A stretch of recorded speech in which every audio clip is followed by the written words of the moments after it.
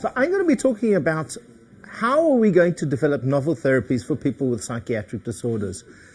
So this is a quest that we've been involved in for the last decade. And so we've been particularly interested in looking at oxidative and inflammatory biomarkers as targets for the development of novel therapies.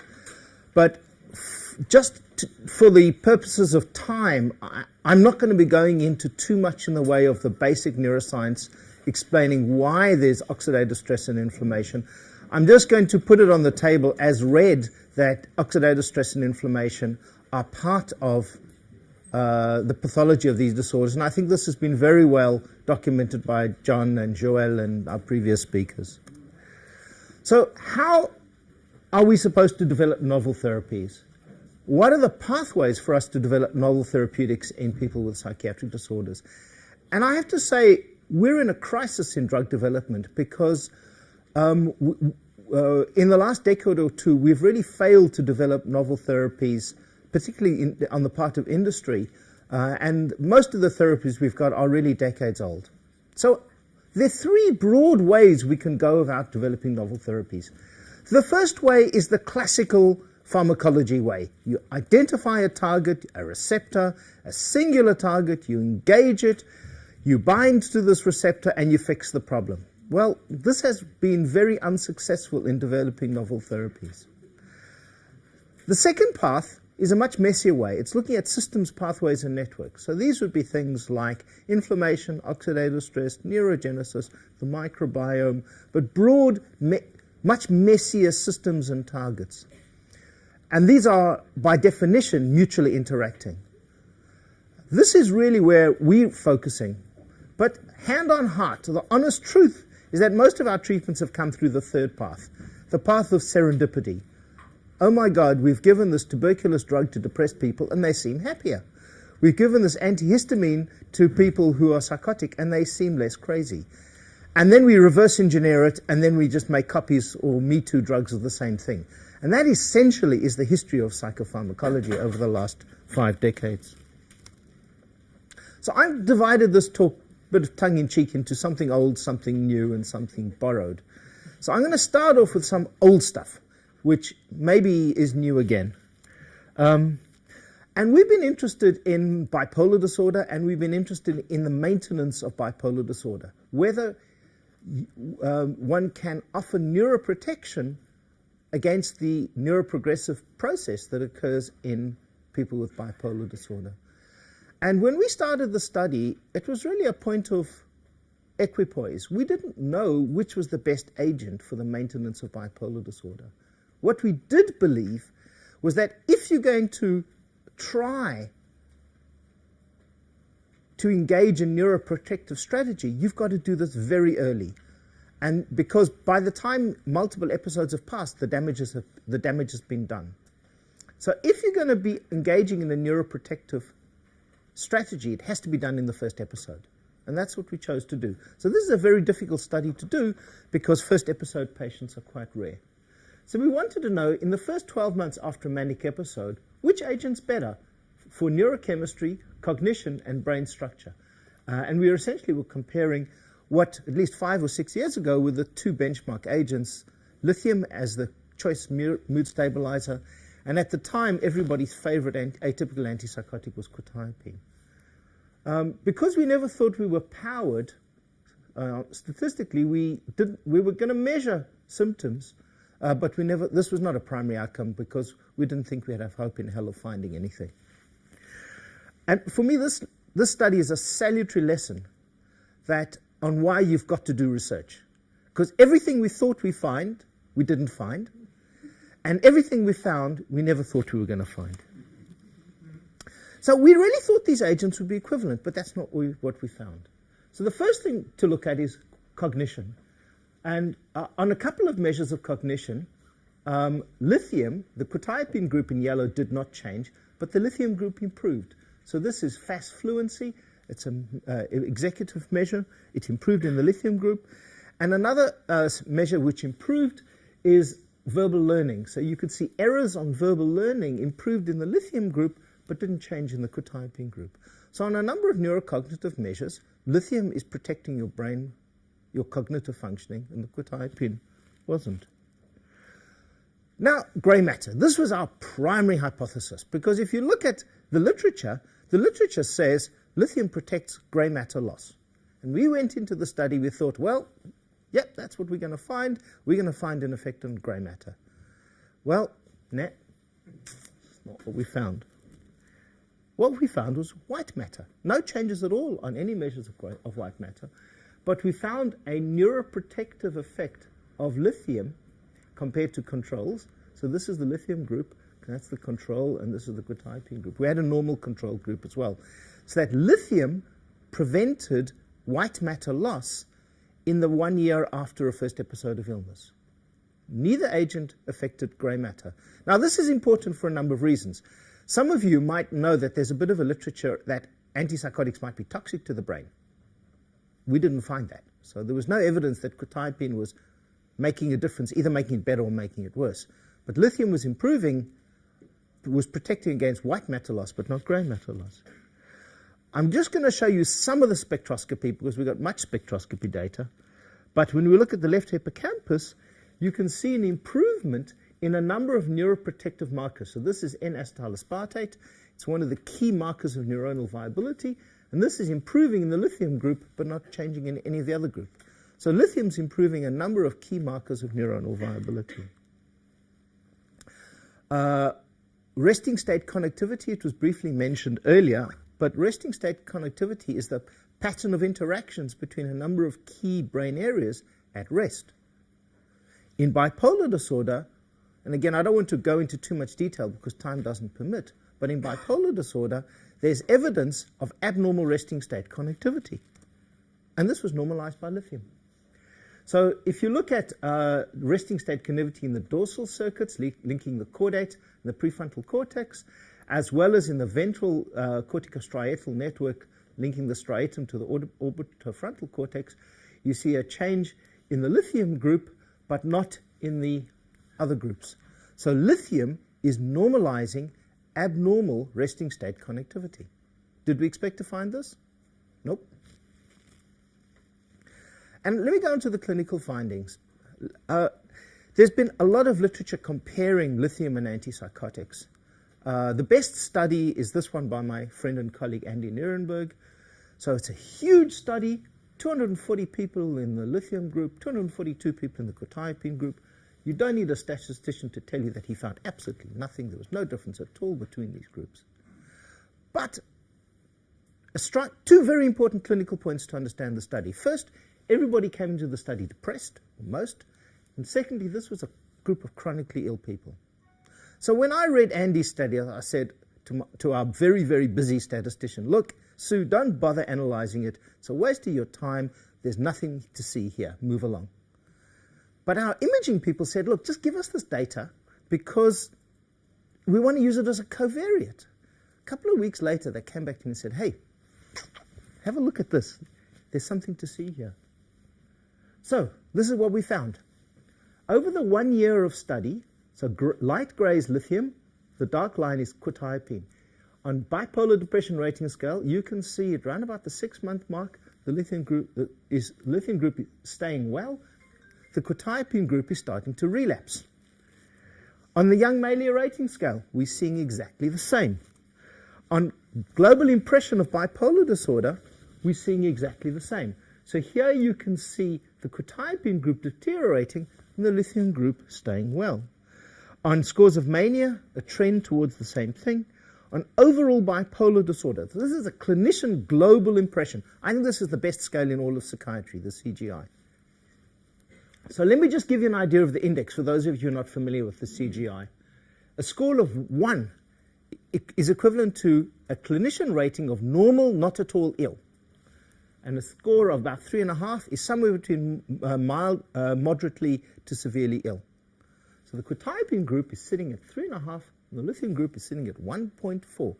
I've never seen another study where at the end of the study, somebody's sitting at 1.4. On SOFAS, same story. This is a measure of functioning. The quetiapine group is deteriorating, the lithium group staying well.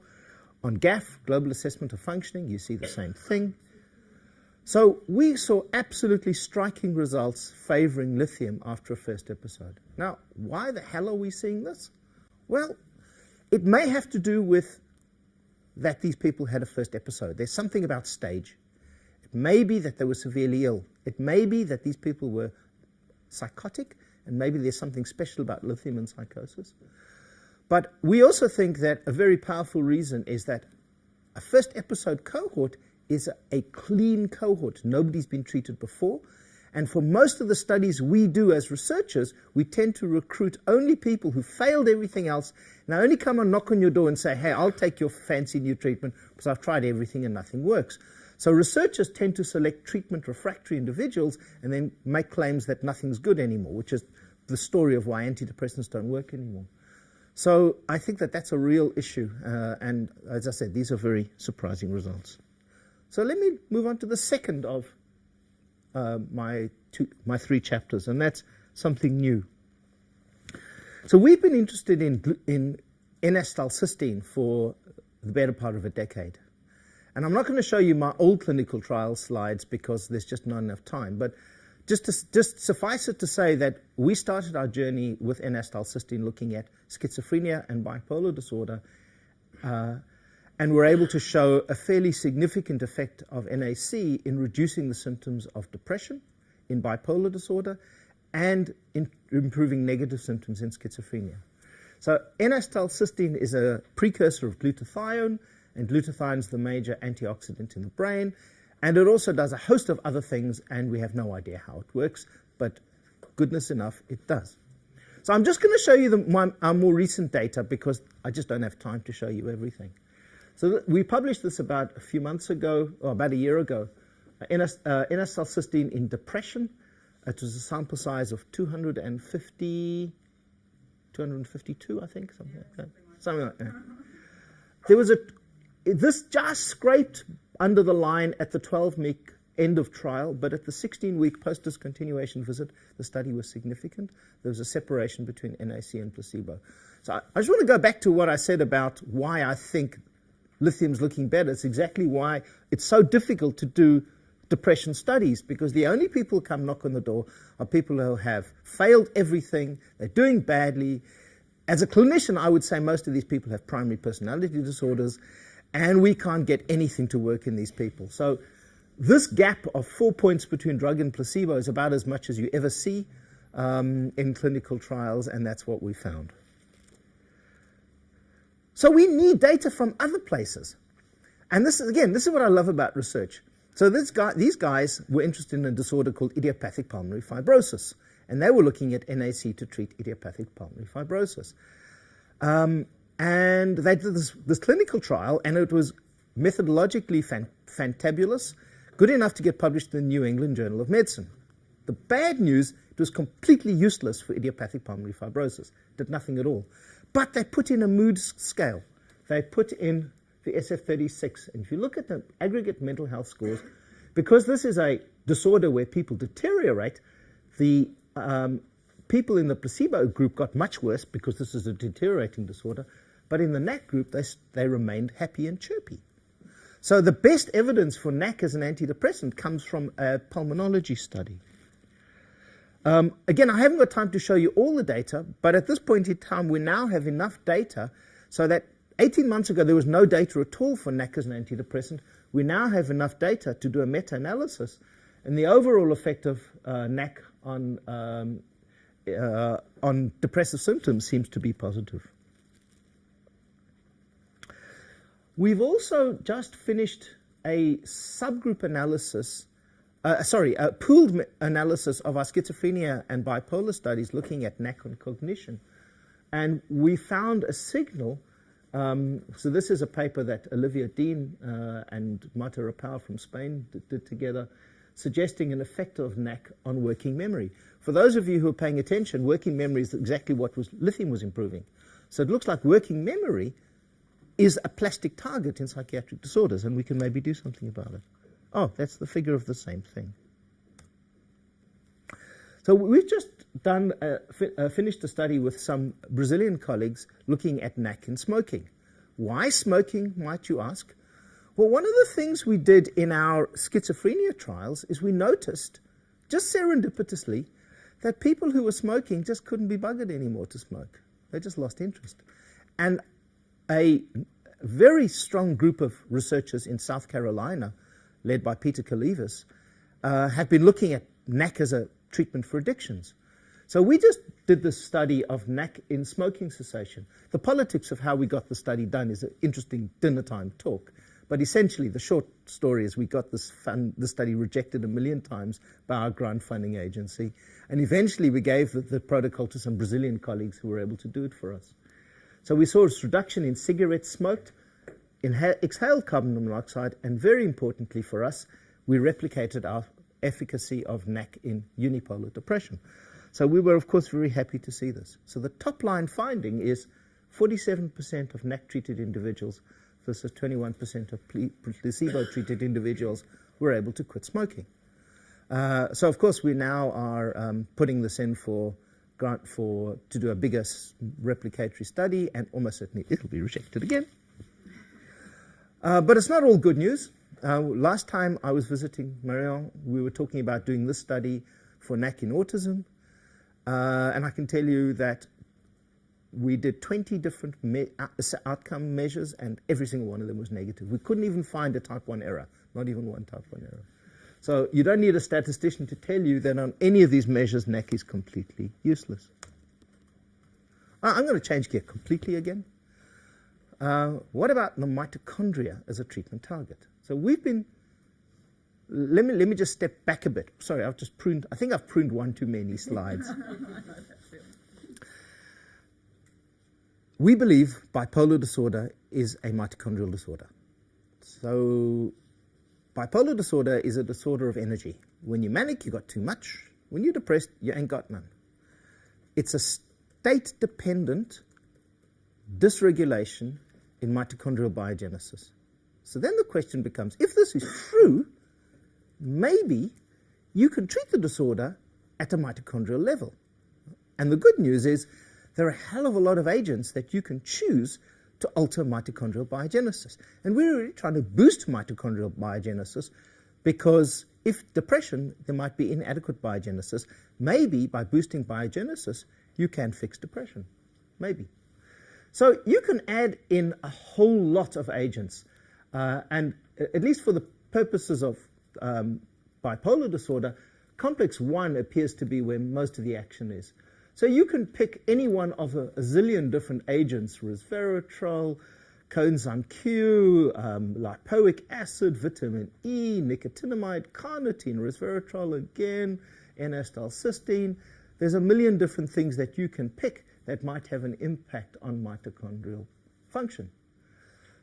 We don't think that any one of these on their own is likely to be enough to do this. And so our guess, and it's a wild guess, was that we're going to have to be looking at a cocktail or a combination of agents to boost mitochondrial biogenesis. A nice paper came out last month from American researchers looking at hyperthermia as a treatment for major depression. So they have the hypothesis that that ascending thermoregulatory pathways feed into the brain and might improve mood.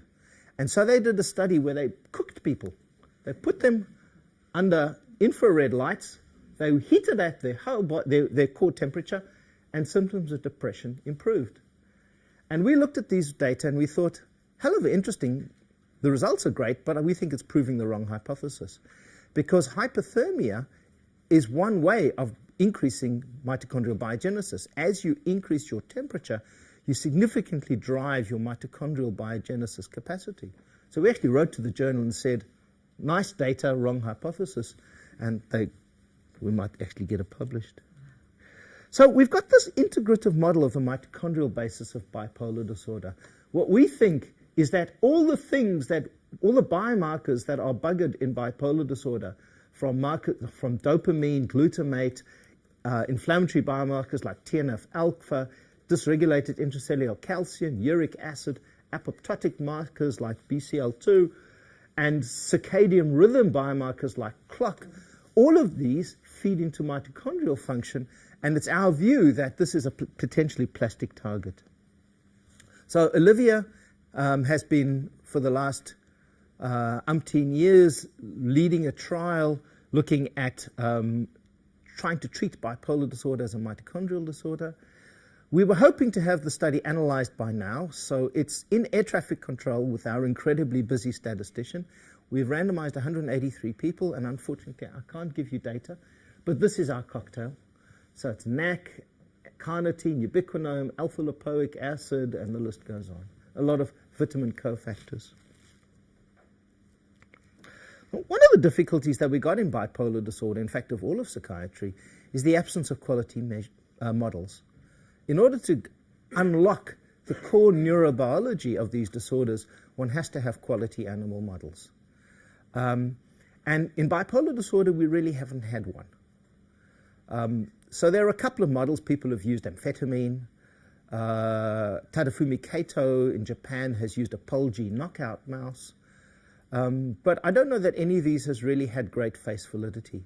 So Sue Tai at the Mayo has developed a fabulous model of deep brain stimulation as a model of mania. So let me just briefly explain how it works. So you can depress mood by chronic ACTH treatment or perk it up using deep brain stimulation. So you can, it's illustrated by this lever, moods going down with ACTH and up with DBS. And this, the cogs of the mood regulatory machinery we're hypothesizing are monoamines, mitochondrial function, and leading to a change in energy. Delta E is change in energy.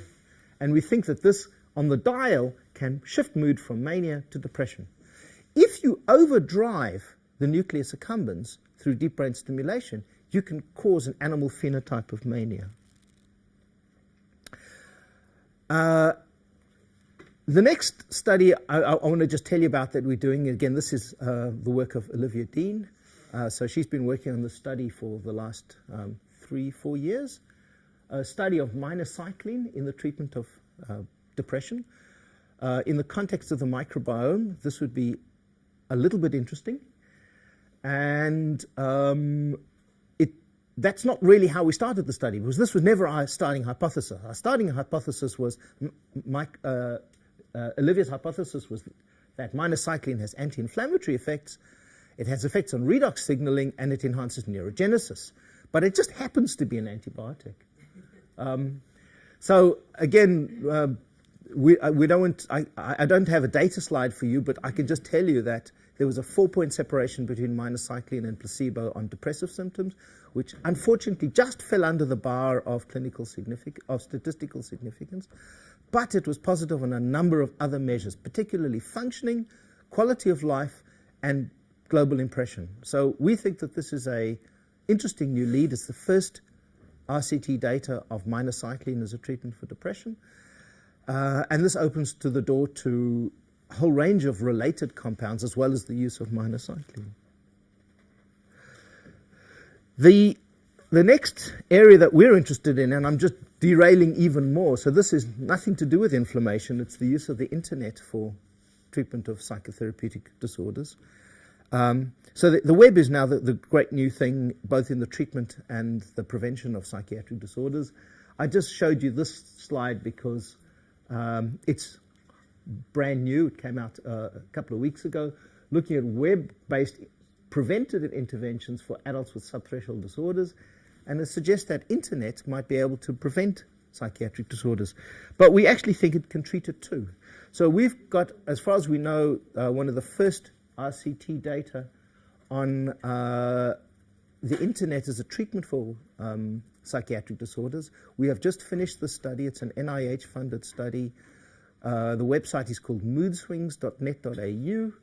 And what you can see here, it's still blind. It was analyzed blind, but C is the full Monty of internet-based psychotherapeutic interventions.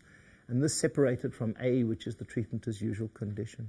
So we think that internet-based psychotherapies might be useful.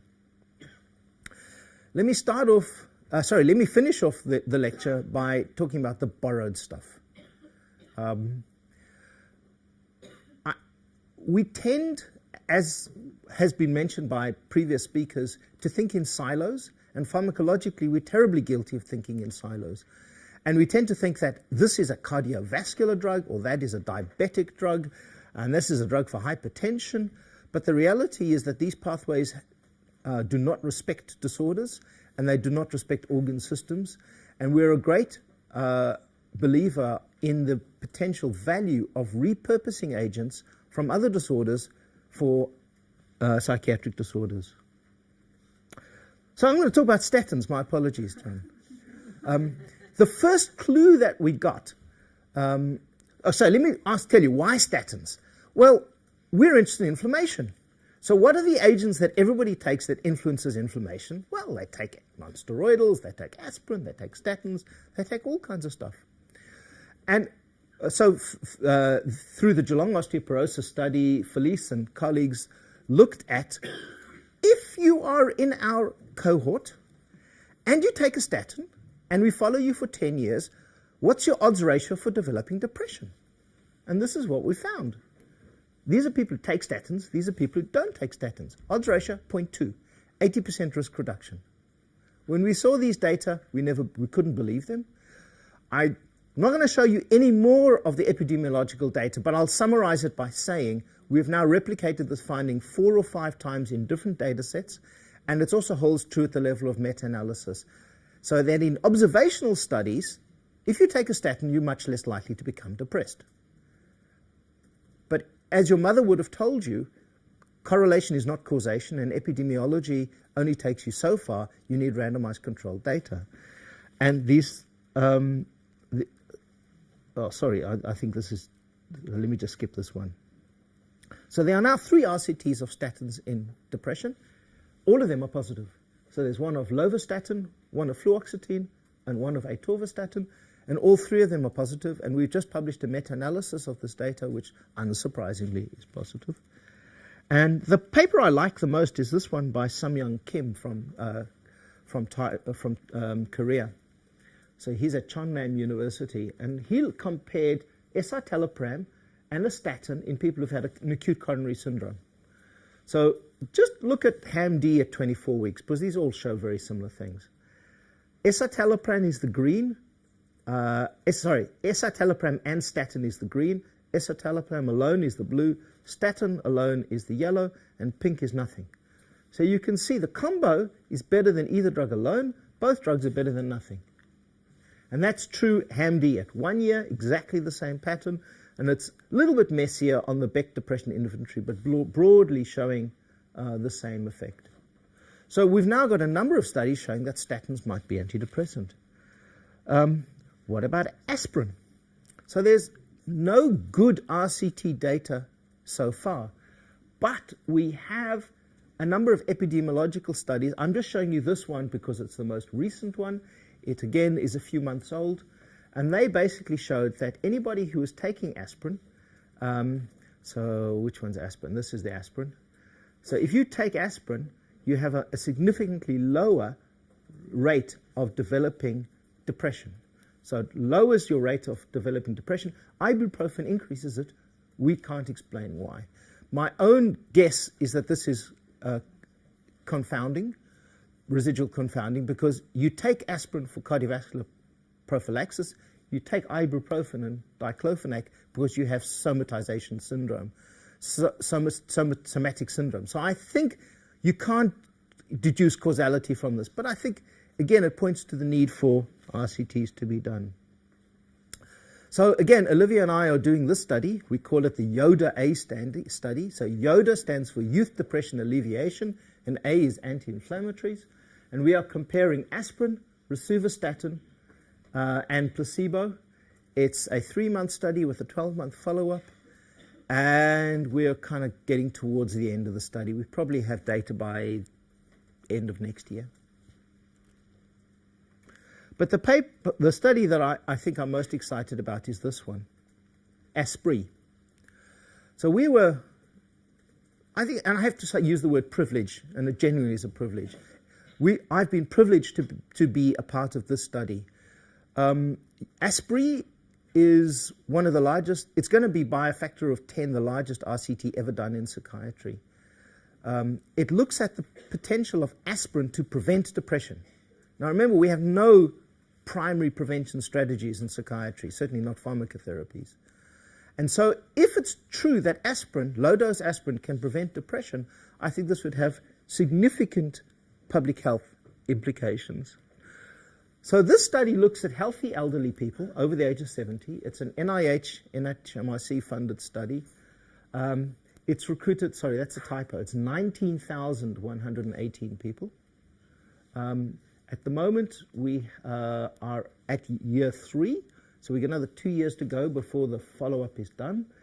Everyone's going to have, there's annual follow-ups, and we're asking the question, can aspirin reduce the risk for depression, and do inflammatory biomarkers predict depression risk? But we can ask a lot of other questions too. So because the prevalence of depression in the elderly is about 11%, this gives us almost 2,500 people, just over 2,000 people, who are depressed at baseline. So we can do a treatment study, an RCT of aspirin versus placebo, to see if this treats depression. So this is going to be a very, very rich data set. And we're very excited when we see the end of this study. All right, let me get even weirder. And I'm going to get... So at Deakin University, there's a group of researchers who's also interested in the question of how the hell do we discover new drugs? We don't know the pathology of these disorders. Nobody knows what the neurobiology of depression, schizophrenia, bipolar disorder is. And so this group of researchers led by Mani Grover looked at the Wellcome Trust GWAS data. So they picked out the SNPs relevant to bipolar disorder. You can just see the little green things there. They then did an in silico approach where they mapped the SNPs that are vulnerability markers for bipolar disorder against a compound library. And they basically threw this pie at the wall to see what sticks. 2 drugs stuck. Imipramine, out of thousands of drugs, an antidepressant. So that for me is kind of like a positive control. And then where the hell does this come from? Valsartan, an angiotensin antagonist. Anybody ever heard of angiotensin and depression? No, neither did we. But it certainly got us thinking, and it got us looking. So we did what we've done before. So together with our epidemiologists, we said, hang on a minute, let's go back to the Geelong osteoporosis study. Oh, sorry, I'll tell you that in a moment. So another study, this is the study that Marion and I have been working together for the last how many years? 4 or 5 years, 3 or 4 years? So we're using the same approach to repurpose drugs for psychiatric disorders. So, but this is a slightly more variant of the theme. So we want to know can we reverse engineer what old drugs do to discover new drugs? So how do we do this? We want to know what these drugs do to gene expression. So we take a series of experiments where we look at a combination of known drugs. So in this case, bipolar disorder, we chose lithium, valproate, quetiapine, lamotrigine. We threw these into tissue culture and got a gene expression signature. We then did the same thing in rat brains, and we looked at next-gen sequencing in rat brains, and we generate a gene expression signature. What we then do with gene expression signature is validate it in humans. So with Marion, we're looking at white blood cells, and at the Flora Institute with Brian Dean, we're looking at postmortem brains. So then we can narrow down to a core set of genes that seem to be coming up across this, and then we can throw our compound library at this and see what sticks. So at this stage, we haven't yet done the wet lab compound screening, but we have done a similar in silico approach, and this data is only a week old. I think, Marion, you've seen this data. So we've only got this literally last week. So I'm going to start at the bottom, just out of interest. So we find cinnarizine, which is an antihistamine and calcium channel blocker. We know that I did my PhD on intracellular calcium in bipolar disorder, so this comes as no surprise to me. Flupentixol comes up, an antipsychotic. Out of the tens of thousands of drugs that you can look at, flupentixol comes up. And what about this? Another ACE inhibitor. How interesting is that? Another angiotensin drug. Then, a COX inhibitor, an anti-inflammatory agent, a cancer drug, buggered what that does. Mifepristone. Now, there are a lot of people who've been looking at mifepristone as a cortisol antagonist because this is a hypercortisolemic state, and much of the work on cortisol antagonism has failed, but nevertheless, it's still a very interesting compound. Another cancer drug, another anti-inflammatory, another cancer drug, and another anti-inflammatory. So does this fit with what we think is going on in these disorders? I think it does. Right, so then what we did is we went back to our preclinical data, and there are people who've done some work on candesartan as an angiotensin drug as an anti-manic agent. So the way that you determine, this is the amphetamine model of mania. You give amphetamine, you increase the number of crossings, and this is blocked by all different values of candesartan. The same is true in the reversal model. So in this animal model of mania, angiotensin agents seem to be useful. But there's a bit of a literature. If you start scratching around, there's a literature on candesartan and risks for depression. So Ortal Bjerkeset, who's an epidemiological collaborator of ours, looked in the Hunt study at the rates of depression in people taking antihypertensive agents. And you can see, if you take an ACE inhibitor, you've got a roughly halved risk of developing depression in this very large Norwegian data set. Calcium channel blockers made no difference.